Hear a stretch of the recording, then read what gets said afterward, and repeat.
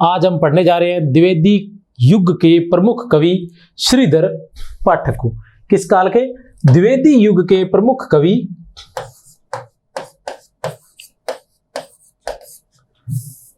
द्विवेदी युग। किस युग के? द्विवेदी युग के प्रमुख कवि श्रीधर पाठक को, जिन्हें आचार्य रामचंद्र शुक्ल ने स्वच्छंदतावाद का जनक कहा है। श्रीधर पाठक द्विवेदी युग के प्रमुख कवि, जिन्हें आचार्य रामचंद्र शुक्ल ने स्वच्छंदतावाद का जनक कहा है, जिन्हें आधुनिक हिंदी खड़ी बोली का प्रथम कवि भी माना जाता है। आधुनिक हिंदी खड़ी बोली का प्रथम कवि भी माना जाता है श्रीधर पाठक को, और जिन्हें प्रकृति के उपासक के रूप में भी जाना जाता है। श्रीधर पाठक जिन्हें प्रकृति के उपासक के रूप में भी जाना जाता है, और जिन्होंने ब्रज और खड़ी बोली दोनों में काव्य रचना की थी। इनकी रचनाएं बहुत ही सरस और सरल होती थी। किनकी? श्रीधर पाठक की। तो पढ़ते हैं हम श्रीधर पाठक के बारे में। श्रीधर पाठक जो थे, उनका जन्म 1859 ईस्वी में कहां हुआ था? आगरा के जोधरी गांव में। कहां हुआ था? आगरा के जोधरी गांव में। कब हुआ था? 1859 ईस्वी में। कब हुआ था? 1859 ईस्वी में आगरा के जोधरी गांव में। और निधन कब हुआ था? 1928 ईस्वी में। निधन हुआ था इनका 1928 ईस्वी में। इनकी जो प्रमुख रचनाएं हैं उनको हम जान सकते हैं। जो इन्होंने अनुवाद कार्य किए थे उनकी संख्या भी काफी थी, और इन्होंने जो मौलिक लिखा वो भी काफी था। तो मौलिक की बात करते हैं, इनकी मौलिक रचनाओं की जब बात करते हैं तो इनकी मौलिक रचना है जगत सच्चाई सार, वनाष्टक, कश्मीर सुषमा, देहरादून, भारत गीत और मनोविनोद। मनोविनोद नाम से 3 भागों में इन्होंने रचनाएं लिखी थी। तो कौन कौन सी आगे इनकी रचनाएं? इनकी रचनाएं हो गई जगत सच्चाई सार, वनाष्टक, कश्मीर सुषमा, देहरादून, भारत गीत। जगत सच्चाई सार जो थी वो 1887 ईस्वी में इनकी प्रथम रचना मानी जाती है लगभग। जगत सच्चाई सार 1887 ईस्वी। उसके बाद आता है कश्मीर सुषमा जो थी 1904 ईस्वी में, वनाष्टक 1912 ईस्वी में, देहरादून 1915 ईस्वी में, भारत गीत 1928 ईस्वी में। भारत गीत इनकी रचना थी 1928 ईस्वी में। इसके अलावा मनोविनोद नाम से 3 भागों में भी इन्होंने रचना लिखी, 1882 में, 1905 में और 1912 में। 1882 में, 1905 में और 1912 में इन्होंने लिखी थी। इसके अलावा इन्होंने गोल्डस्मिथ की रचनाओं का भी अनुवाद किया था, और कालिदास की रचनाओं का भी अनुवाद किया था। कालिदास का जो ऋतु संहार था उसका अनुवाद भी इन्होंने किया था, ठीक है। और गोल्डस्मिथ के जो रचनाएं थी उनका भी हर्मिट का हो गया, द ट्रेवलर का हो गया, और एक और रचना उसका भी इन्होंने अनुवाद किया था। चलो देखते हैं इनके बारे में विस्तार से। श्रीधर पाठक जो थे, इनकी देशभक्तिपूर्ण कविताओं की बात करते हैं तो देशभक्तिपूर्ण कविताओं में इनकी कविताएं हैं भारतोत्थान और भारत प्रशंसा, जो इनकी देशभक्तिपूर्ण कविताएं हैं। क्या है इनकी? देशभक्तिपूर्ण कविताएं। भारतोत्थान और भारत प्रशंसा इनकी देशभक्तिपूर्ण कविताएं हैं। और जॉर्ज वंदना जो है इनकी राजभक्तिपूर्ण कविता है। जॉर्ज वंदना क्या है? इनकी राजभक्तिपूर्ण कविता है। कौन सी? जॉर्ज वंदना राजभक्तिपूर्ण कविता है। और बाल विधवा इनकी सामाजिक कविता है। बाल विधवा जो है इनकी एक सामाजिक कविता है। राजभक्तिपूर्ण कविता की बात करते हैं तो जॉर्ज वंदना। राजभक्ति क्यों? क्योंकि उस समय हमारे देश पर अंग्रेजों का राज था। क्योंकि इनका जन्म कब हुआ था? 1859 में, निधन हुआ था 1928 में। तो इस काल में हमारे ऊपर अंग्रेजों का राज था। किनका राज था? अंग्रेजों का। आगे देखते हैं इनके बारे में।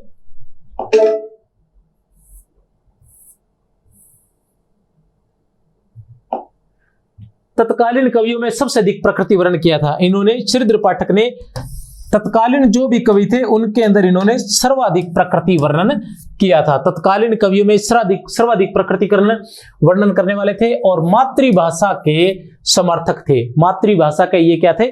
समर्थक थे। मातृभाषा के समर्थक थे। स्वच्छंदतावाद का जनक शुक्ल ने कहा है, कोई समस्या नहीं है। उसके बाद इनके बारे में है काव्य संग्रह। जैसा कि काव्य संग्रह के बारे में मैं पहले भी बता चुका हूं, एक बार पुनः बता देना चाहता हूं कि इनका प्रथम काव्य संग्रह, प्रथम प्रकाशित कृति जो थी वो थी जगत सच्चाई सार। जगत सच्चाई सार, जगत सच्चाई सार, जो कब प्रकाशित हुई थी? 1887 ईस्वी में। कब प्रकाशित हुई थी? 1887 ईस्वी में। उसके बाद इनकी 2 नंबर पर आती है कश्मीर सुषमा। 2 नंबर पर इनकी कश्मीर सुषमा, जो 1904 ईस्वी में प्रकाशित हुई थी। कब हुई थी? 1904 ईस्वी में। सन भी हमें प्रयास करना है, कोशिश करनी है पूरा याद करने का। एक बात। दूसरी बात यह है कि इनको क्रम से याद करने की कोशिश करोगे तो कुछ हद तक सन की समस्या भी हल हो जाएगी, और जो हम संगत असंगत के क्वेश्चंस आते हैं, प्रश्न आते हैं, वो भी इससे हल हो सकते हैं। तो इसलिए जहां तक प्रयास करें इनको क्रम से ही याद करने का प्रयास करें। तो कौन सी थी? सबसे पहले है जगत सच्चाई सार, जो 1887 ईस्वी में प्रकाशित हुई थी, जो इनकी प्रथम प्रकाशित कृति थी। दूसरी कृति की बात करते हैं तो इनकी आती है कश्मीर सुषमा, जो 1904 ईस्वी में प्रकाशित हुई थी। 3 नंबर की बात करते हैं तो इनकी है वनाष्टक, जो 1912 ईस्वी में प्रकाशित हुई थी। उसके बाद आती है 4 नंबर पर इनकी आती है देहरादून, जो 1915 ईस्वी में। 5 नंबर पर है भारत गीत, जो 1928 ईस्वी में प्रकाशित हुई थी। कब हुई थी? 1928 ईस्वी में। कुछ जगह 1918 भी दिया हुआ है, लेकिन डॉक्टर नगेंद्र के अनुसार हिंदी साहित्य का इतिहास डॉक्टर नगेंद्र में 1928 ही दिया हुआ है, तो आप 1928 ही याद कर सकते हैं। उसके बाद मनोविनोद नाम से इन्होंने 3 भागों में लिखी थी। मनोविनोद भाग 1, मनोविनोद भाग 2, मनोविनोद भाग 3। मनोविनोद भाग 1, मनोविनोद भाग 2, मनोविनोद भाग 3। 1882 में, 1905 में और 1912 में। 1882 में, 1905 में, 1912 में। 1882 में, 1905 में, 1912 में मनोविनोद लिखा था इन्होंने। ठीक है। उसके बाद आते हैं हम अनुदित रचनाओं की बात करते हैं। जब इनकी अनुदित रचनाओं की बात करते हैं तो सबसे पहले आता है एकांतवास योगी। क्या आता है? एकांतवास योगी। एकांतवास योगी, इनकी जो अनुदित रचनाएं हैं उनको प्रमुख रूप से हम गोल्डस्मिथ की रचनाओं के रूप में मानेंगे कि इन्होंने गोल्डस्मिथ की रचनाओं का अनुवाद किया था। किसकी? गोल्डस्मिथ की रचनाओं का। किसकी रचनाओं का अनुवाद किया था इन्होंने? गोल्डस्मिथ की। गोल्डस्मिथ की रचनाओं का अनुवाद किया था। अब रचनाओं के अनुवाद का भी मैं एक थोड़ा सा ट्रिक के माध्यम से बता देना चाहता हूं। एक छोटी सी ट्रिक है, चलो पहले एक बार पढ़ लेते हैं फिर ट्रिक बताएंगे। ठीक है। तो गोल्डस्मिथ का एकांतवास योगी था, जिसको कब? 1886 ईस्वी में। कब? 1886 ईस्वी में प्रकाशित हुआ था। ये कब प्रकाशित हुआ था? 1886 में। एकांतवास योगी, यह किसका अनुवाद था? अंग्रेजी साहित्य के गोल्डस्मिथ के हर्मिट का अनुवाद था। अंग्रेजी साहित्य के रचनाकार गोल्डस्मिथ के हर्मिट का यह अनुवाद था। क्या था? एकांतवास योगी।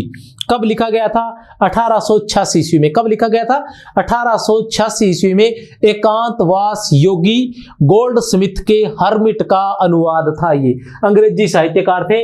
और किस में था ये? लावणी पद्धति में और खड़ी बोली में। याद रख लेना, ये सभी बातें मैं अभी एक बार बताने के बाद ट्रिक से भी बता दूंगा। किस में था? खड़ी बोली में। ये अवश्य याद रखना है किस बोली में अनुवाद किया था? खड़ी बोली में अनुवाद किया था। किसका किया था? हर्मिट का। किस नाम से? एकांतवास योगी नाम से। कब किया था? 1886 ईस्वी में। हर्मिट किसकी रचना थी? गोल्डस्मिथ की थी। 2 नंबर पर आते हैं एकांतवास योगी के बाद 2 नंबर पर हमारे पास आता है उज्जड़ ग्राम।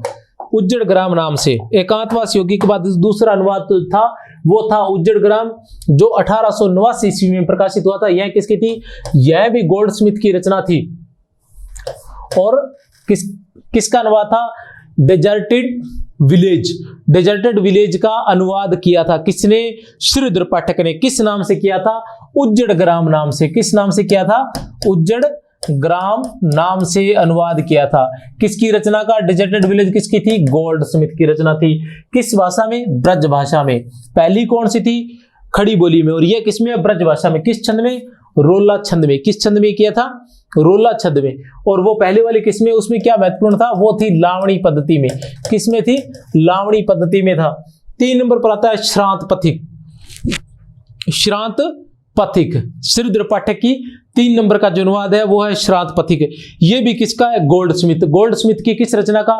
ट्रेवलर का। द ट्रेवलर का अनुवाद है, द ट्रेवलर का किसके? गोल्डस्मिथ द्वारा रचित ट्रेवलर का अनुवाद है श्रांत पथिक। यह किस भाषा में है? खड़ी बोली में। और किस छंद में है? रोला छंद में। अंतिम दोनों किस छंद में है? रोला छंद में है। दोनों के दोनों किस छंद में है? रोला छंद में। तो ये थे उनके अनुवाद। इसके अलावा कालिदास के ऋतुसंहार का अनुवाद भी उन्होंने किया था। किसका? कालिदास के ऋतुसंहार का। संस्कृत के कालिदास के नाट्य रचना का अनुवाद। किसका? ऋतुसार। कालिदास की नाट्य रचना ऋतुसंहार का अनुवाद उन्होंने किस नाम से किया था? ऋतुसंहार नाम से। यह किस भाषा में था? ब्रज भाषा में। किस भाषा में था? यह ब्रज भाषा में था। और किस छंद में? सवैया छंद में। इससे पहले किस छंद में थे? रोला छंद में। किस छंद में थे? दोनों की दोनों रचनाएं जो थी वो रोला छंद में थी। एकांतवास योगी जो है वो श्रीधर पाठक की प्रथम अनुदित रचना मानी जाती है। आराध्य शोकांजलि नाम से 1906 ईस्वी में अपने पिता की मृत्यु पर भी लिखा था इन्होंने। किस नाम से? आराध्य शोकांजलि। काफी महत्वपूर्ण है। आराध्य शोकांजलि अपने पिता की मृत्यु पर इन्होंने लिखा था। कब? 1906 ईस्वी में। आराध्य शोकांजलि। आराध्य शोकांजलि। अब इनके बारे में थोड़ा सा और बता देना चाहता हूं कि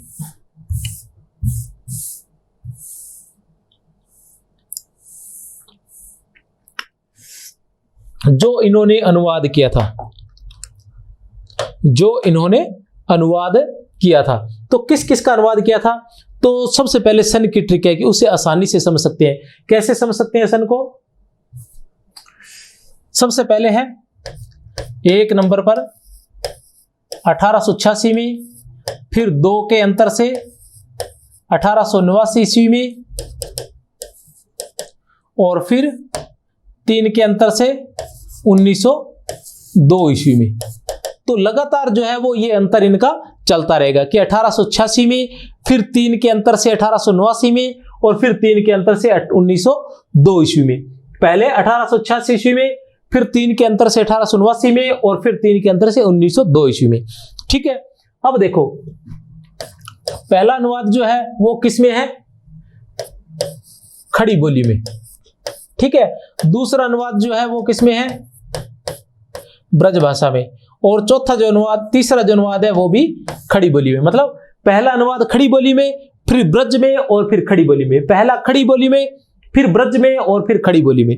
ठीक है। नाम क्या थे उन रचनाओं के जिनका अनुवाद किया गया था? पहला है एकांतवास योगी। इस तरीके से आप लिख भी सकते हैं, एकांतवास योगी। पहला क्या था? एकांतवास योगी। दूसरा क्या था? उज्जड़ ग्राम। और तीसरा क्या था? श्रांत पथिक। ठीक है ना। पहला क्या था? एकांतवास योगी, दूसरा उज्जड़ ग्राम, और तीसरा था श्रांत पथिक। किसके थे ये? पहला था हर्मिट का, और दूसरा था डेजर्टेड विलेज, और 4 नंबर पर था ट्रेवलर। और ये सभी किसके थे? गोल्ड स्मिथ के। अगर आप इस तरह से इसको रख लेंगे या इस तरह से याद करने का प्रयास करेंगे तो यह बड़े आसानी से आपको याद हो जाएगा। कैसे है? 1886, ठीक है, 1886, 3 के अंतर से 1889, 3 के अंतर से 1902 ईस्वी। 1886 ईस्वी, 1889 ईस्वी और 1902 ईस्वी, ये 3 अनुवाद थे इनके। अगर भाषा जो याद करनी मुश्किल है उसकी बात करें तो सबसे पहले खड़ी बोली में, फिर ब्रज में, और फिर खड़ी बोली में। खड़ी बोली में, ब्रज में, और खड़ी बोली में। खड़ी बोली में, फिर ब्रज में, और फिर वापस खड़ी बोली में। ये हम पहले बात कर चुके हैं कि श्रीधर पाठक जो थे वो दोनों भाषाओं में बहुत अच्छा लिखते थे, ब्रज में और खड़ी बोली में। फिर आता है इनके नाम जो है वो एकांतवास योगी है, फिर उज्जड़ ग्राम है, और फिर श्रांत पथिक है। एकांतवास योगी, ठीक है, इसको भी हम कर सकते हैं कैसे कि एकांतवास योगी जो है वो उज्जड़ ग्राम का श्रांत पथिक है। एकांतवास योगी जो है वो उज्जड़ ग्राम का श्रांत पथिक है। एक बार फिर से, एकांतवास योगी जो है वो उज्जड़ ग्राम का श्रांत पथिक है। एकांतवास योगी जो है वह उज्जड़ ग्राम का श्रांत पथिक है। अब देखो श्रांत पथिक, पथिक क्या होता है? राहगीर, और ये भी क्या होता है? ट्रेवलर। तो इसमें कोई समस्या नहीं आएगी, इसको हम बाहर निकाल लेंगे। ठीक है, अब आता है ग्राम। ग्राम की बात करते हैं तो ये रहा विलेज, इतना ही काफी है, ग्राम और विलेज। अब बचता है हर्मिट, तो हर्मिट को पीछे हम रख लेंगे कि हर्मिट जो पीछे बची हुई रचना है उसका हर्मिट है।